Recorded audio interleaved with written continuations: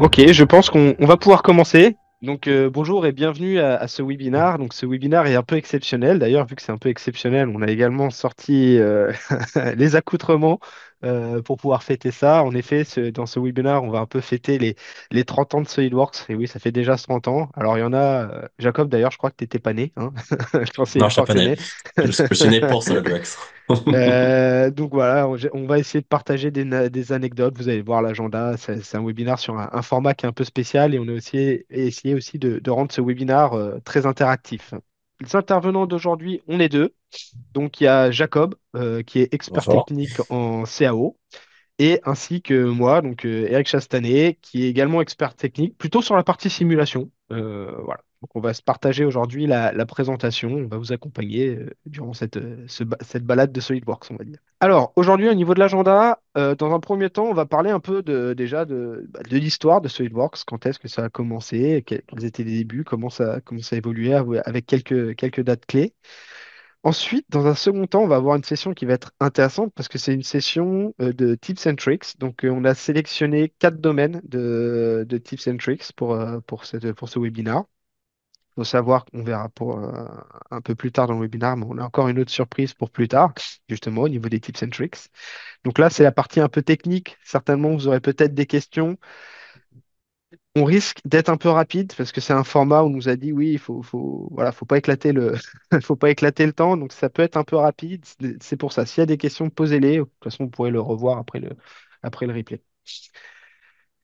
Ensuite, troisième partie, c'est là où on va passer un peu de temps avec vous pour pouvoir voir les questions qu'il y a dans le chat, justement, notamment les questions techniques et d'autres, hein, s'il le faut, pour pouvoir répondre à vos questions. Et ensuite, on aura des petites surprises, justement, pour en savoir un peu plus sur SolidWorks, sur les différents outils, où est-ce qu'on peut aller, où est-ce qu'on peut aller se renseigner.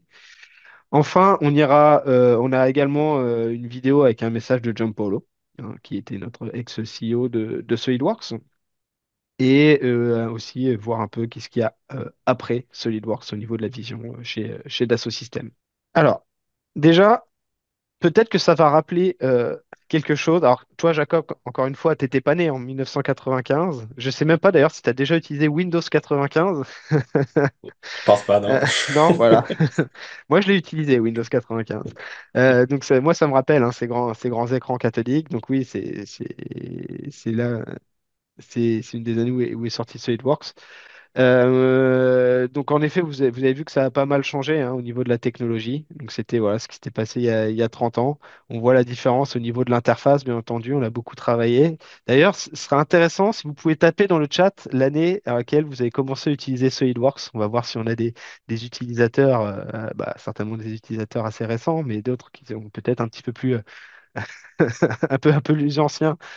Oui, c'est bien en 1995, avec Windows 95, que SolidWorks a été lancé. Alors, il faut savoir que l'objectif de SolidWorks, comparé aux autres logiciels de CAO, c'était de rendre un logiciel de CAO accessible. À l'époque, quand on voulait avoir un logiciel de conception, il fallait acheter le logiciel, mais il fallait surtout acheter l'ordinateur qui allait avec. C'était souvent une station Unix ou Linux, ce genre de station-là. Donc c'était un investissement qui était assez important. Si on veut voir par exemple un ordre de prix à l'époque, hein, et c'était en dollars d'ailleurs, euh, il fallait s'équiper à partir de 18 000 euros chez la concurrence pour pouvoir avoir un logiciel de conception, voilà, de conception. Alors qu'avec SolidWorks, quand on l'a sorti en 95, c'était à partir de 4 000 dollars. J'ai dit euros, mais c'était dollars, excusez-moi. C'est à partir de 4 000 dollars qu'on pouvait déjà avoir le logiciel de conception SolidWorks. Donc ça a été vraiment, on va dire, le différenciateur par rapport au marché avec le lancement de SolidWorks. Alors, un autre petit, on va plonger un peu dans l'historique de SolidWorks. Commençons en 97. Après 95, on a parlé que SolidWorks a été développé.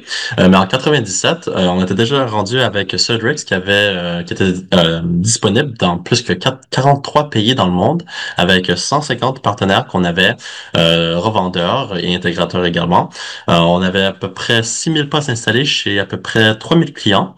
Et peu après, on a eu Dassault Systèmes qui est venu racheter SolidWorks pour l'intégrer dans leur entreprise.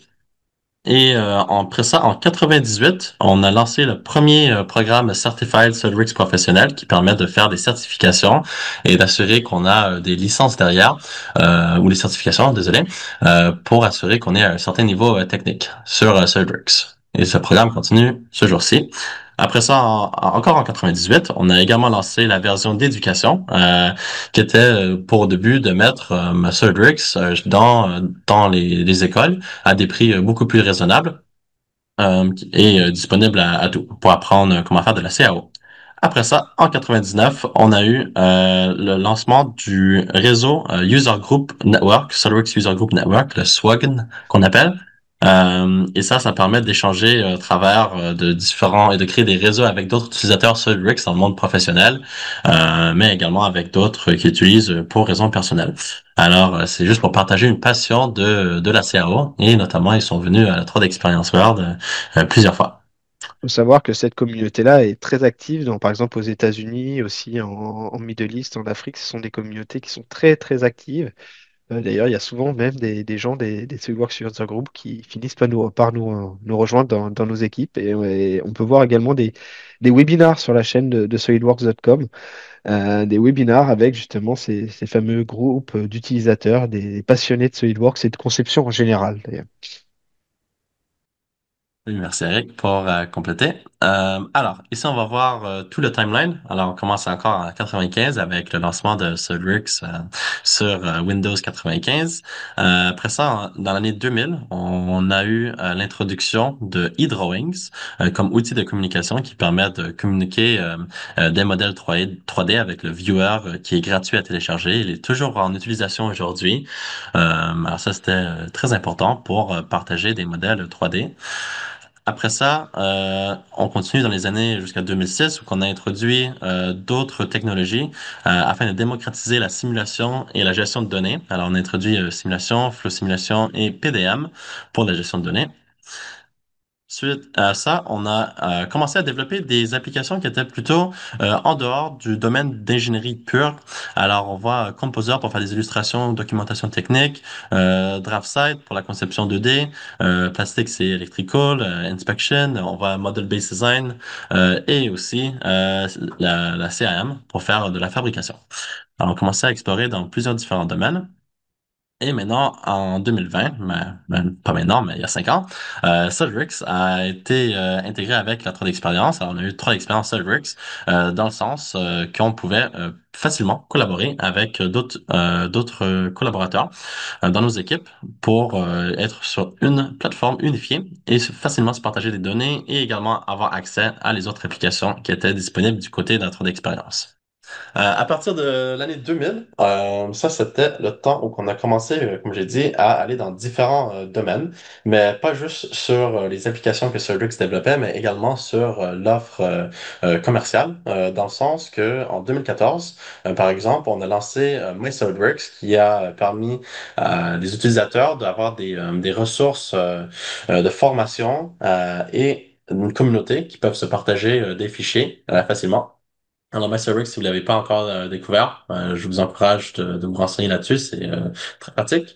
Après ça, en 2019, on a créé le portfolio 3D Experience Works qui regroupait pas juste l'offre SolidWorks, mais également des offres côté d'Assosystem sur les autres branches qui sont dans l'Assosystem pour permettre à des utilisateurs qui retournent autour du monde SolidWorks d'avoir plusieurs solutions, notamment des utilisations qu'on pourrait voir sur la simulation, comme on le voit ici en bas. Après ça, en 2021, on a lancé SolidWorks pour Makers. Et SolidWorks for Makers, c'est une offre qui peut vous permettre d'avoir accès à SolidWorks pour votre utilisation personnelle et ça coûte seulement 40 euros par an ou 48 euros par an. Alors, Sans si les vous... taxes. Sans les taxes. sans les taxes, ouais. Je crois que on avait vu, c'était 56,60 € l'année. Bon, Ouais. c'est l'année, avec les taxes, je crois. Ouais, ça reste toujours moins cher qu'un abonnement Netflix. Alors, si vous C'est préférez faire la ça, CAO de vos week-ends que de regarder Shameless ou je sais pas quoi, ben voilà. Après ça, en 2023, on a lancé SolidWorks pour les startups, alors avec des prix plus affordables, avec des différents plans pour aider les startups à se développer et commencer à lancer leur entreprise avec nos solutions. En 2024, on a lancé récemment l'offre Surbricks Ultimate, qui est l'offre la plus compréhensive de Surbricks, qui regroupe pas juste tout le package avec les offres Surbricks Premium, mais également avec des solutions côté plateforme, alors que ce soit des solutions pour faire de l'usinage avec NC Shop Floor Programmer, des solutions de simulation également sur la plateforme, de gestion de données, de gouvernance, également de l'illustration technique. Ça regroupe plusieurs rôles qui vous permettent de faire vraiment énormément de choses. Alors maintenant, on a lancé une nouvelle vision de Dassault Systèmes et je voulais juste vous la présenter parce que ça impacte bien sûr le monde Cellrix également. Et c'est le 3D Universe. Et ça, c'est en gros une nouvelle génération qui va associer l'intelligence artificielle et les jumeaux virtuels, donc on entend parler souvent, pour aider les entreprises à protéger et développer leur propriété intellectuelle. En gros, c'est pour complémenter nos offres avec l'intelligence artificielle et c'est pour vraiment juste vous montrer la direction dont laquelle Dassault Systèmes souhaite prendre en développant dans ces différents domaines. Mais à la base, ça reste une vision qui est axée plutôt sur l'intelligence artificielle. Et bientôt, nous vous présenterons les nouveautés de Surix 2026. Alors, on aura un webinaire qu'on va annoncer à la fin de la présentation sur ça. Mais pour l'instant, allons directement à un autre sondage. Et cette question, c'est quel est le nom de l'événement annuel où sont présentées les innovations Surix? Voici une slide ici qu'on a organisée qui regroupe à peu près une capture de les nouveautés un peu clés à travers de chaque année de SolidWorks, 30 ans d'innovation. Encore, ça reste juste des petits snapshots de les fonctions clés. Il y a eu énormément de développement au cours de ces dernières 30 années. Alors, on peut pas tout mettre dans une slide ou dans un document, ça serait dur. Mais vous pouvez le parcourir sur le site de solidbricks.com où qu'on va répertorier toutes les nouveautés par année. Alors, on va maintenant vous présenter les tips and tricks. Alors, je vais commencer avec le partage de mon écran. Hop, je vais juste changer ici. Tac. Alors, la première nouveauté que je vais montrer, c'est sur les smart mates, les contraintes intelligentes, si vous voulez faire la traduction littéraire, littérale de ça, qui était présentée par mon collègue Moitaz Lachine. Alors, j'ai juste récupéré sa présentation pour ça, mais je vais vous montrer. Alors, le but de faire des smart mates, c'est d'accélérer la conception de l'assemblage. Alors, je vais parler des procédures smart mates, comment on les utilise, les types de smart mates qui existent dans SolidWorks également avec une nouveauté dans SolidWorks qui est récente de cette année. On a la reconnaissance des attaches par l'IA. Je vais vous présenter comment ça marche ça. Et après ça, je vais vous parler de les références de contraintes. Alors, pour la procédure SmartMates, avant de parler de SmartMates, on va bien reconnaître le fait de qu'est-ce que c'est une contrainte normale dans SolidWorks.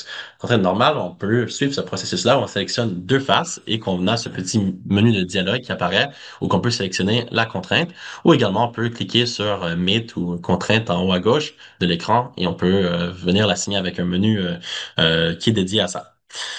Par contre, avec SmartMate, ce que ça vous permet de faire, c'est de venir tenir la touche clavier Alt, ALT, et de sélectionner la face et faire un glisser-déposer pour automatiquement rajouter la contrainte sur la face dont laquelle vous avez positionné votre curseur.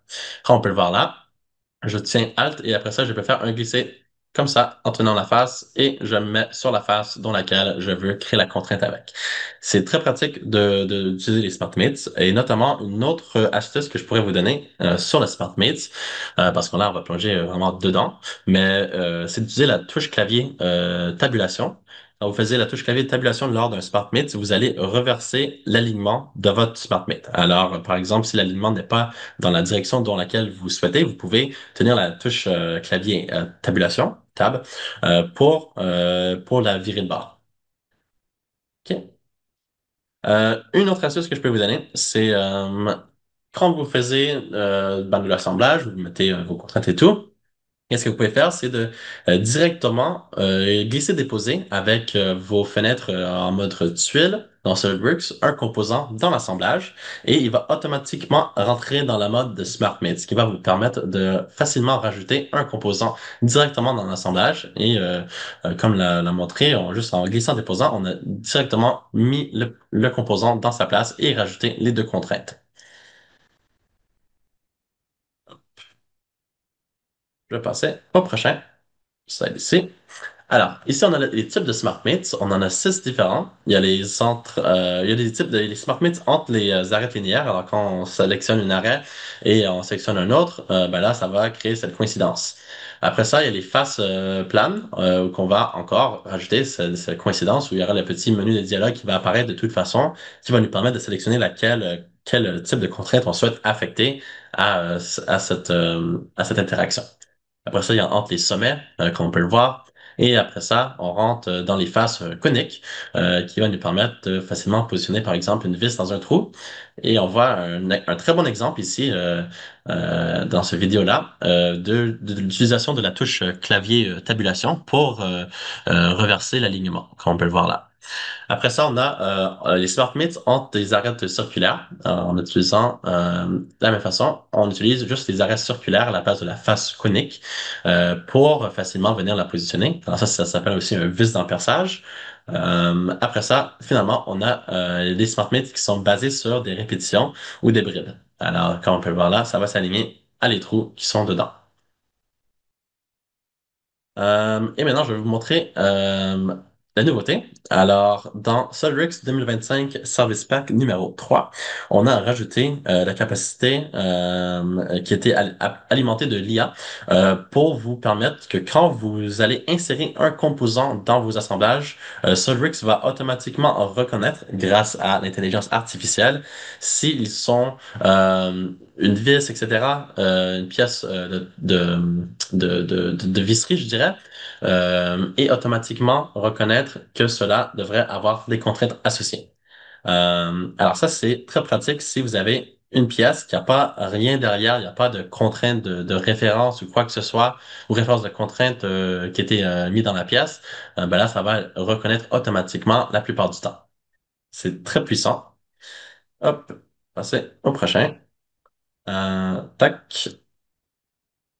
Alors, parfois, il va arriver que le smart mix ne va pas être reconnu automatiquement.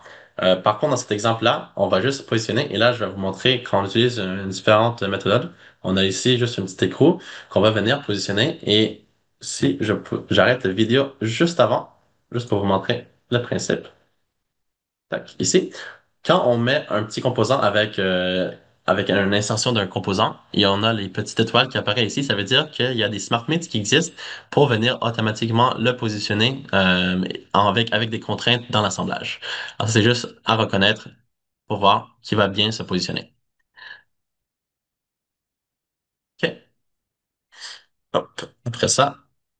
Je vais vous parler de les références de contraintes. Alors, qu'est-ce qu'on peut faire quand les SmartMates ne marchent pas? Quand on essaie de faire avec, même avec les nouvelles fonctionnalités, avec l'IA, parfois ça peut juste pas marcher, qu'il y a un composant qui est juste peut-être trop complexe ou qui n'est pas reconnu comme une pièce de visserie qui devrait être rajoutée dans un assemblage avec des contraintes. Alors, faut dans ce cas-là, le programmer.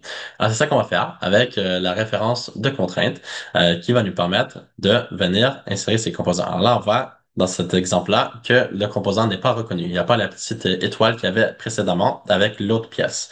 Alors, qu'est-ce qu'on va faire dans cet exemple-là? C'est qu'on va venir créer une référence de contrainte. Alors, pour faire cela, il faut rentrer dans la pièce. Alors, ça, c'est la pièce qu'on essaie d'ajouter à notre assemblage.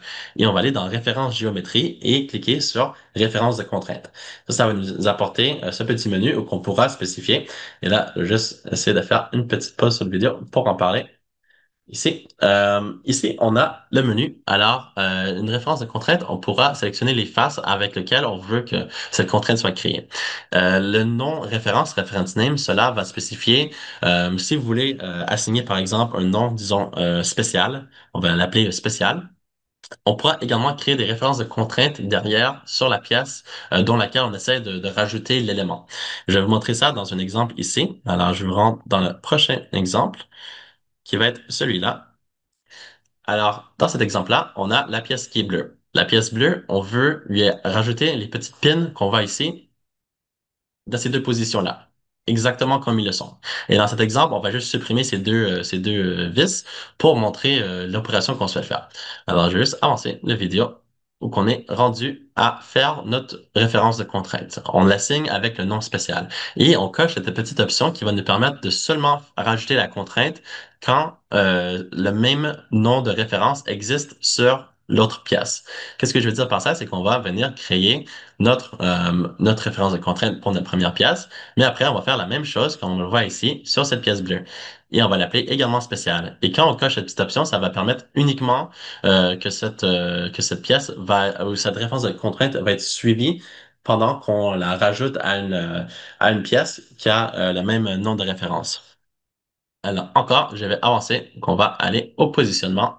Alors, il faut les créer pour, bien sûr, les deux trous. Alors, et quand on les crée, on va avoir un dossier qui va apparaître ici, qui va avoir les références de contraintes. Donc, on pourra les éditer comme n'importe quelle autre fonction dans SolidWorks. Et ces deux références de contraintes correspondent à ce trou-là et ce trou ici. Alors, je continue. Et là, à la fin, si je reviens, parce que j'ai accidentellement revenu en arrière, et voilà. Je vais mettre par ici. Parfait. Alors là, maintenant, une fois qu'on veut insérer le composant, on aura juste à le glisser par-dessus le trou. C'est ça qu'on va faire maintenant. On le glisse par-dessus le trou et là, on aura ce petit menu de dialogue qui va apparaître. Et quand on met notre curseur par-dessus, ça va nous permettre de spécifier quel emplacement on veut utiliser de les références contraintes qu'on a programmées dans la pièce. Alors ça, c'est juste pour montrer qu'on peut aller assez loin avec les Smart Mates. Prochaine tips and tricks que je vais vous montrer, ça va être comment combiner les corps. Alors, celle-là, c'est une que j'ai fait moi-même. Et combiner les corps, il y a trois fonctions dedans, ou trois options. Il y a l'option de ajouter, faire une soustraction ou l'option commun. Et je vais vous montrer ici maintenant comment utiliser Combined Bodies, qu'on appelle en anglais, ou la combinaison des corps, pour bien modéliser avec deux pièces. Alors ici, par exemple, là, on a deux corps. On a deux bodies et une fois qu'on a fait l'opération Combine, on va les avoir dans un body. Mais pourquoi est-ce que j'ai deux bodies? Parce que je peux faire deux opérations. Je peux faire une exclusion comme ça et une autre. Et dans la deuxième, je peux spécifier de ne pas faire l'unision de les deux corps. C'est en anglais, c'est les merge bodies. Je ne sais plus du terme exact en français, mais en gros, c'est elle qui permet de rajouter de la matière, même si l'opération va créer une intersection de volume. Et là, avec la combinaison des corps, c'est ça qu'on va regarder maintenant, c'est les différentes options pour bien utiliser cette fonction-là.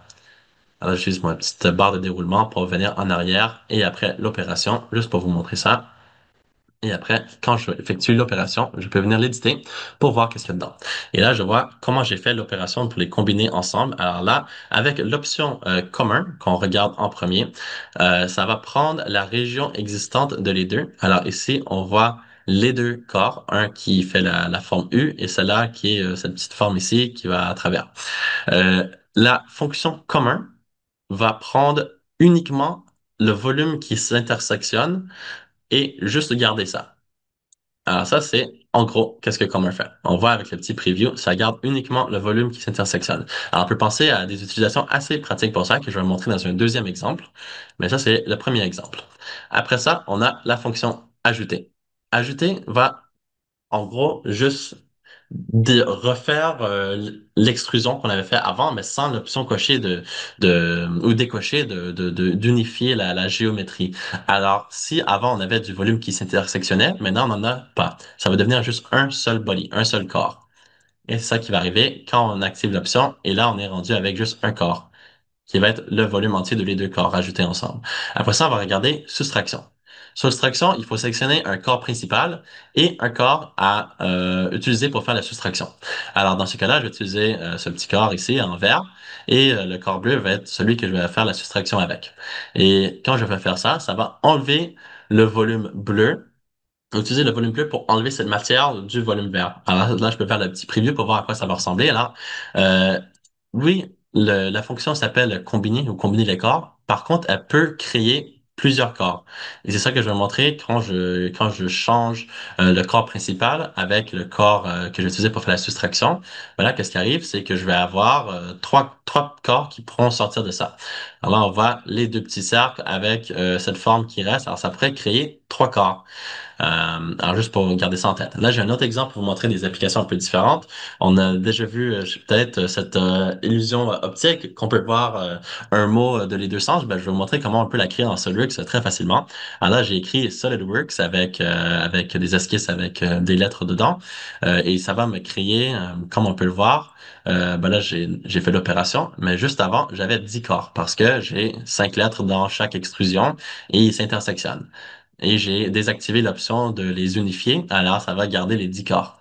Là, qu'est-ce que je vais faire, c'est utiliser les fonctions de faire la combinaison commun pour créer des lettres qui vont être sur le diagonale. Alors, je vais faire 5 opérations pour avoir 5 lettres en diagonale. Et vous allez voir que quand j'ai fait cela, on va voir que quand je regarde dans une direction, je vois Works. Et quand je regarde dans l'autre direction, je vois Solid. Ça, c'est une petite illusion optique, mais on peut commencer à penser à des applications un peu plus poussées pour utiliser cette fonction-là. Ça, c'était juste un petit exemple cool à vous montrer.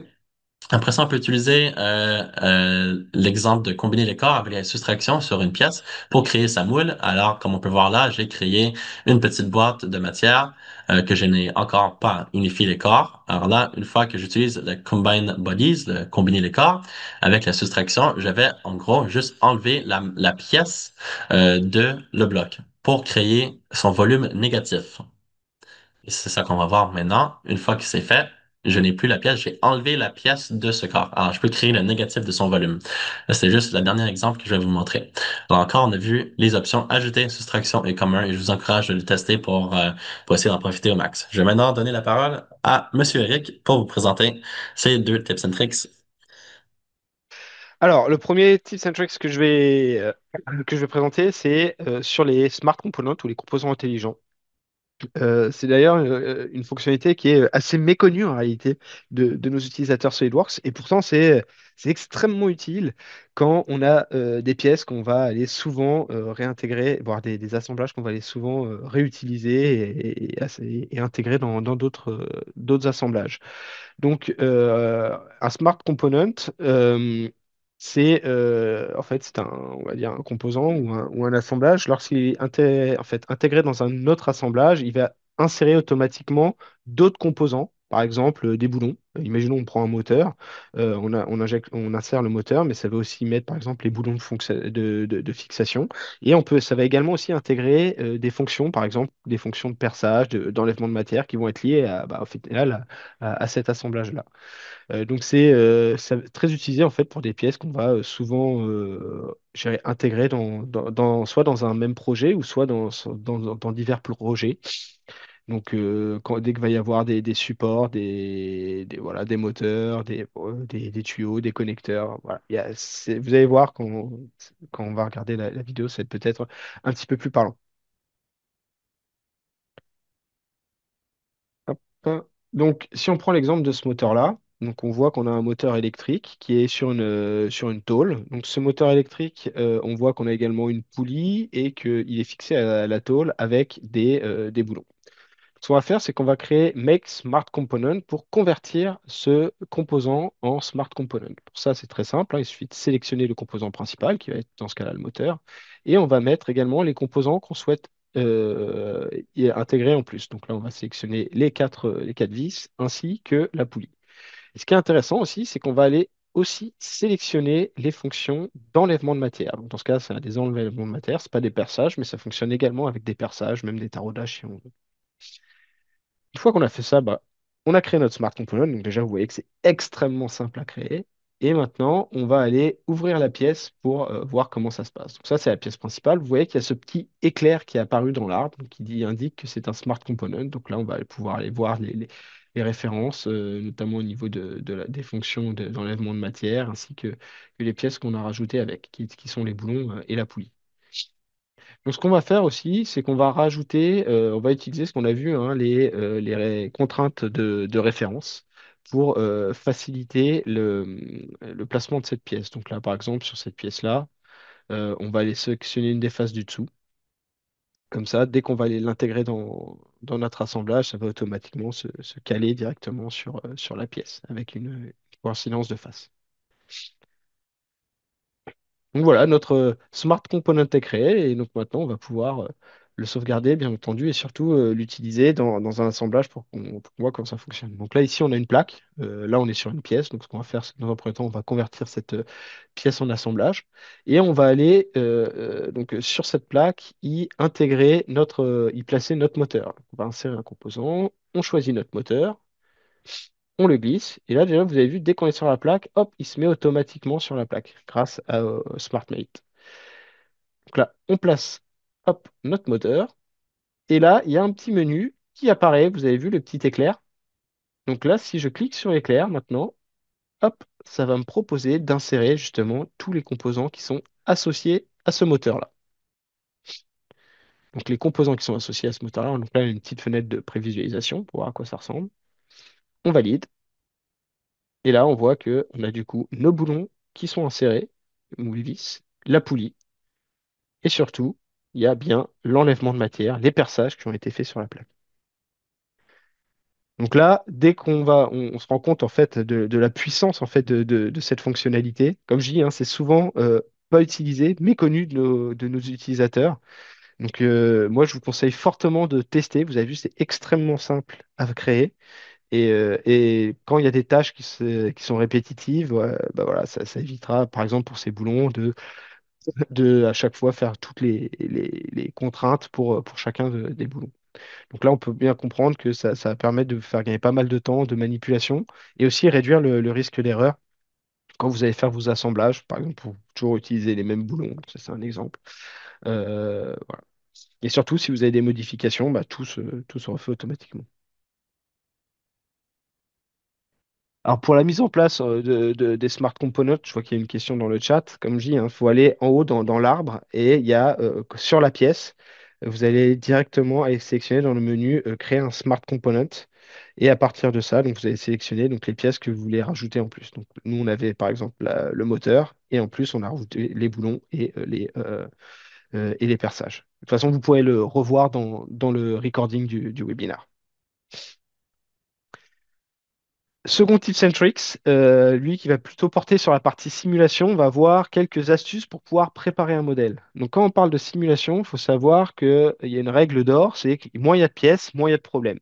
Ça c'est vrai, donc il y a moins il y a de pièces à mailler, moins il y a de contacts aussi à gérer, entre guillemets, moins d'interaction entre les différents corps. Donc le but, quand on va commencer une simulation, c'est déjà de réfléchir comment on va pouvoir essayer de simplifier au maximum le problème pour pouvoir avoir une simulation qui soit facile à mettre en place et efficace. Donc pour ça, il y a plusieurs moyens, plusieurs astuces qu'on peut voir, notamment l'utilisation des configurations, des outils de sélection avancés et également la fonction simplifier.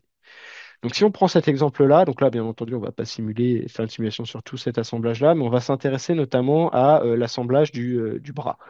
Donc pour ça, on va l'ouvrir hop, directement dans l'assemblage. Et ce qu'on va faire justement, c'est qu'on va aller créer des configurations.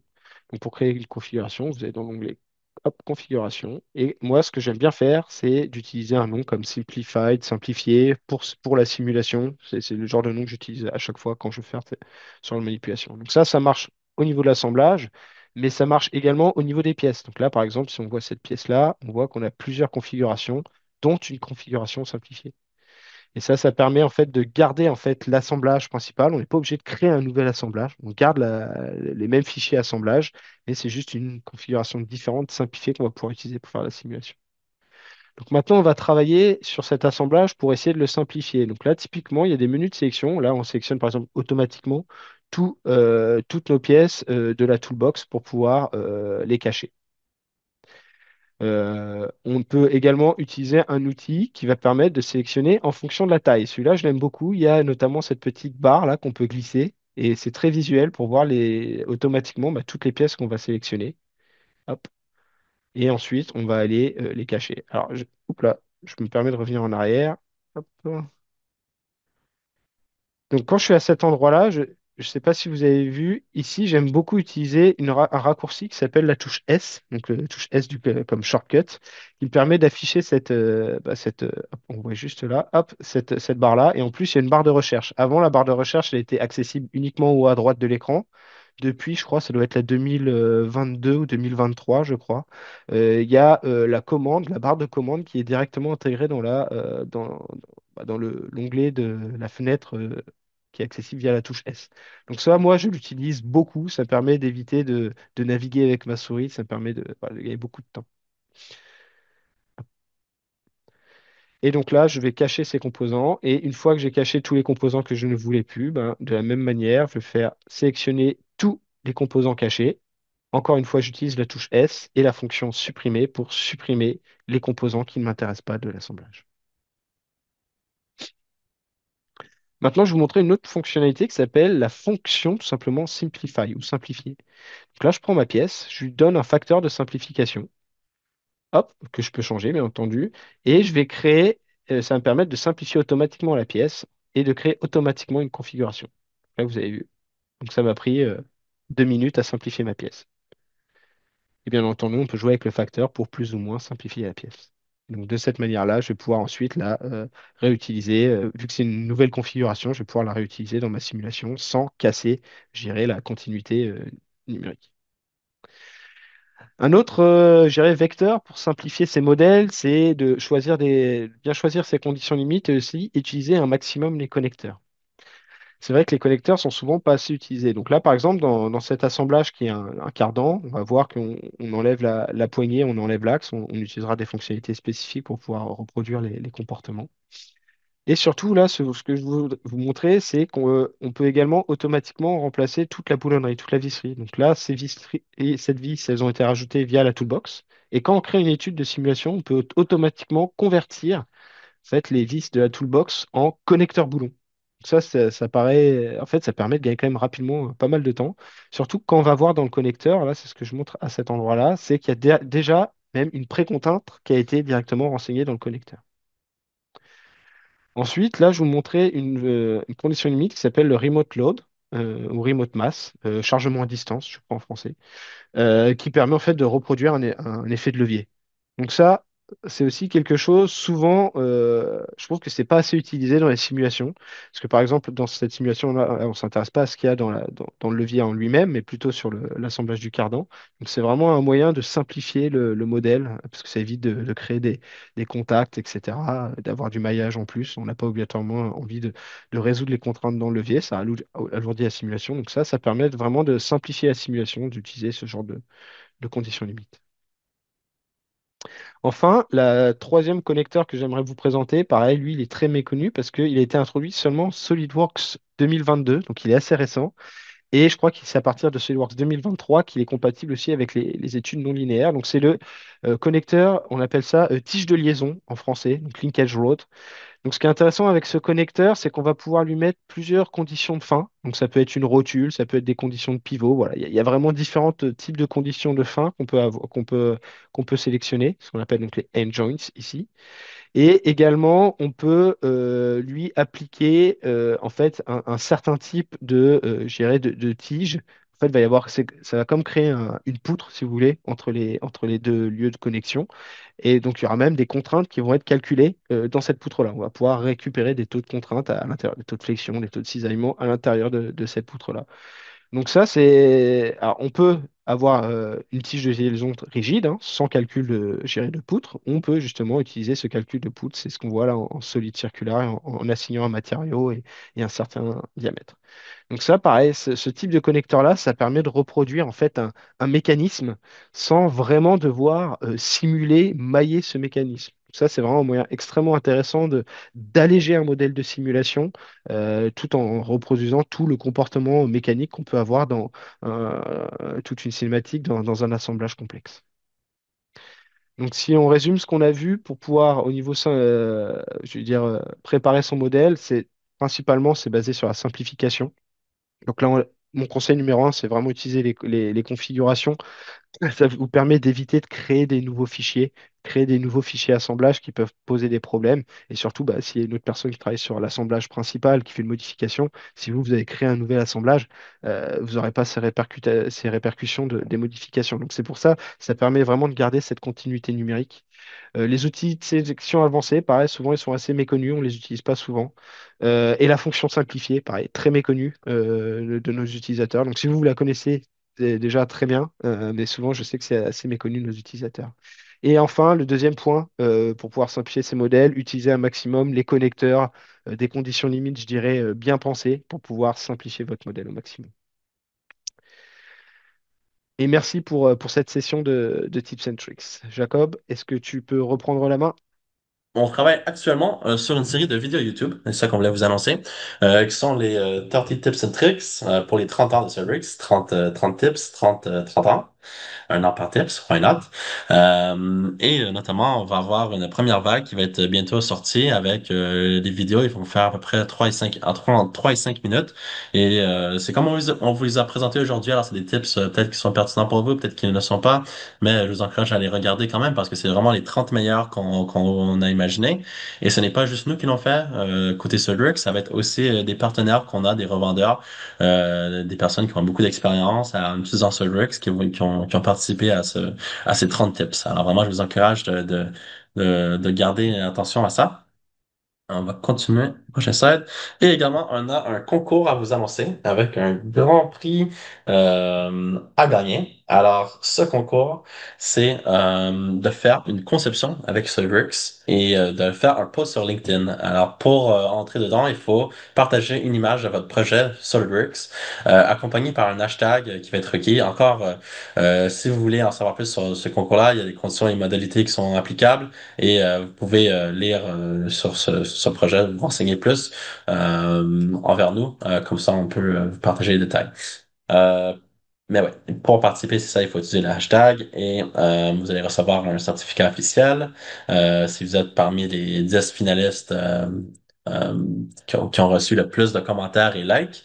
Après ça, la phase 2, les 30 finalistes devront ensuite partager une vidéo en accéléré montrant le processus de construction du projet initialement partagé.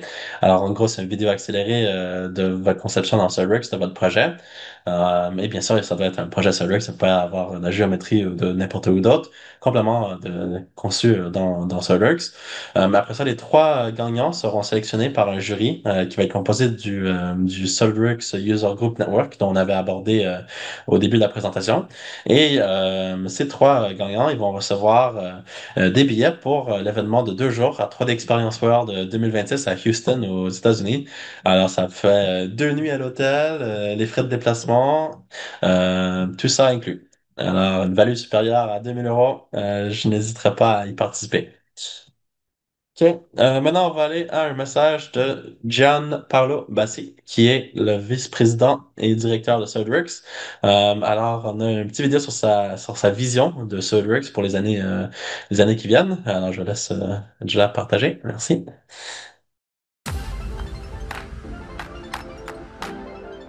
Good day and welcome. We're here to celebrate a remarkable milestone, 30 years of SolidWorks. I'm Rekha Kamath from Global Marketing, and joining me is Gianpaolo Bassi, our leader of mainstream innovation business. In the ever-changing world of technology, very few products reach 30. SolidWorks is thriving at 30. As we look back, GP, what are some of the defining moments in this journey? Good day, Rekha, and thank you for having me. I am incredibly excited to celebrate our journey with our community. Well, 30 years ago, SolidWorks launched with a simple but radical idea that design should be accessible, intuitive, and powerful enough to bring a complex innovation to life for everybody. What began as a revolutionary tool for engineers quickly became the lifeblood of innovations for thousands of companies across the globe. At every step, SolidWorks has grown not just with technology, but with our users. The special thing about the milestone isn't just how far SolidWorks has come, but what our users have built with it. From electric cars to orthopedic implants, from drones to sustainable packaging, our community has truly shaped many industries. Thank you, GP, for walking us through that. Clearly, we are thriving at 30 because our users are at the heart of our mission. Now, coming to design, the design landscape has evolved from those early days to what it is today. What are some of the big shifts that you're seeing here? Today, design is just one piece of the puzzle. You don't just model anymore. You simulate, test, source, iterate, and collaborate, often all in real time. This reflects a bigger industry trend, the move from file-based design to integrated product lifecycle management ecosystems. We have reimagined the entire lifecycle from concept to production as a seamless ecosystem of insight and interaction. Now, that's so much more value that SolidWorks users can get from our portfolio and so much more value that they can create from our portfolio. What are some of the new technology trends, GP, that's supporting the vision of SolidWorks? Let's start with the cloud revolution, which means collaboration without boundaries. Design doesn't happen in a vacuum or even in one zip code for what matters. With the cloud-based collaboration and real-time simulation, teams are connected globally. The SolidWorks Cloud portfolio offers our users state-of-the-art cybersecurity, integration into a comprehensive PLM system, and real-time collaboration with manufacturing, all from one single platform.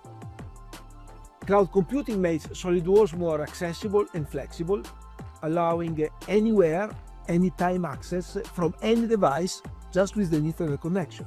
Yeah, we are talking about the digital thread and the virtual twin, right? Simulate before you build. Now, imagine a world where your initial concept, supplier inputs, manufacturing process, and field performance are all connected.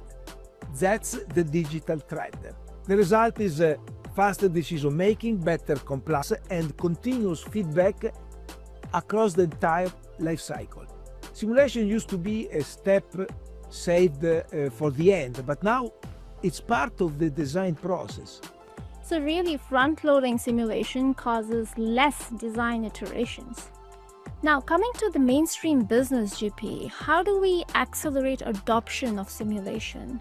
What do you think we can do there? That's a good point, and I think that here AI and automation can lead to what we call designing smarter. AI-driven simulations will become simpler, faster, and more insightful, allowing for real-time validation even for non-experts.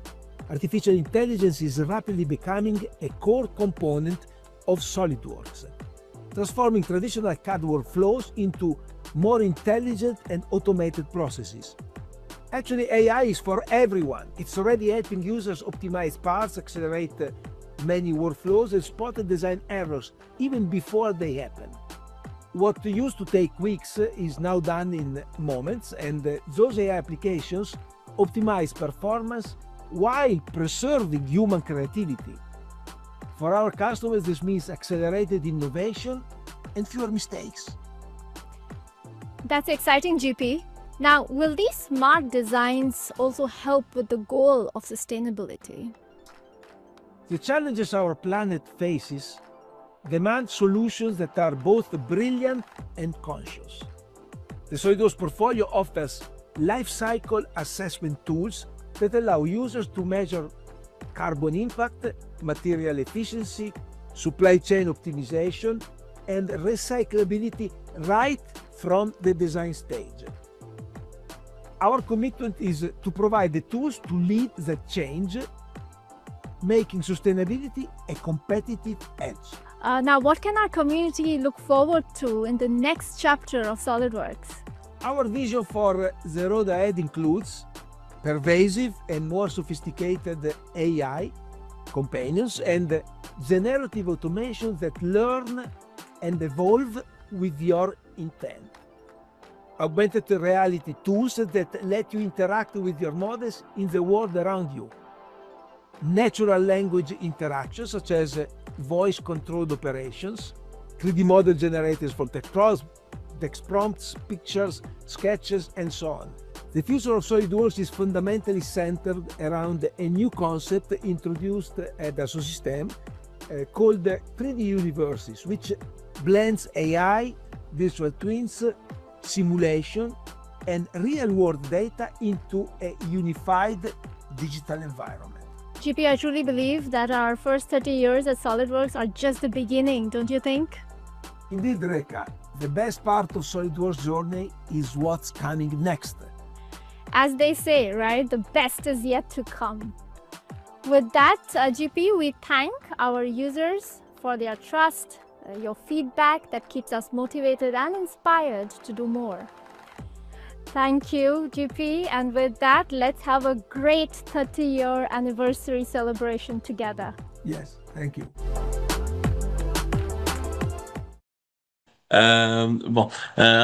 Prochain, on va maintenant découvrir les nouveautés de Surix 2026. Alors, pour rappel, le webinaire, il va se passer en mi-octobre. On va vous communiquer la date très bientôt pour quand y assister. Alors, les prochaines étapes à faire, participer au webinaire encore, ça va être en mi-octobre. Après ça, on peut participer aux événements. Vos revendeurs ils ont beaucoup d'événements, alors n'hésitez pas à les participer. On peut voir le lien directement ici, solrex.com, français, events and webinars, find reseller event, et à travers d'utiliser ça, on peut trouver des événements qui sont organisés par nos revendeurs. Alors Et n'hésitez pas. c'est également l'occasion de nous voir en vrai. Parce que du coup, nous aussi, on accompagnera nos partenaires lors de ces événements-là. D'ailleurs, toi, Jacob, je crois que tu seras sur un ou deux de ces événements-là. Exactement. Alors peut-être on aura l'occasion de se voir en vrai. Aussi, j'avais vu une question tantôt sur le hashtag pour le concours de conception. Je vais le mettre dans le chat, mais encore, les détails, les règles vont être annoncés très bientôt. Euh, donc voilà, le hashtag pour le concours. C'est quelques secondes pour ça, mais merci pour avoir assisté à ce webinaire. On vous remercie de la part de Dassault et on vous souhaite une merveilleuse journée.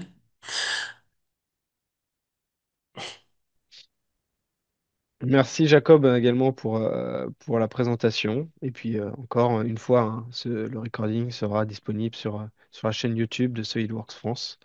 Donc, vous pouvez voir et repartager et peut-être voir aussi les tips and tricks, comme si ils ont été un peu rapides. Voilà. Bonne journée à vous.